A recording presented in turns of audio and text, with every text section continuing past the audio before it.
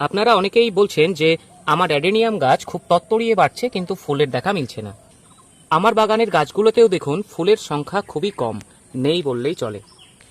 আজকে জুলাই মাসের 2 তারিখ, বর্ষা ঢুকে গেছে এবং নিম্নচাপের ফলে বৃষ্টিও প্রতিদিন হচ্ছে। তো এই মরশুমে অর্থাৎ বর্ষাকালে অ্যাডেনিয়ামে ফুল কম হয়, পাতা বেশি হয়। তবে এই সময় গাছ কিন্তু খুব তত্তরিয়ে বাড়ে, গাছের কর্টেক্সের ডেভেলপড হয় এবং শাখা প্রশাখাও কিন্তু দারুণভাবে বাড়ে।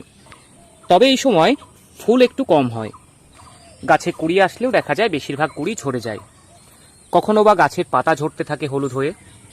তো এগুলো কিন্তু কোনো সমস্যা নয়, মেঘলা ওয়েদার এবং প্রতিদিন বৃষ্টি, এ কারণেই এরকম কিছু ব্যাপার লক্ষ্য করা যাচ্ছে।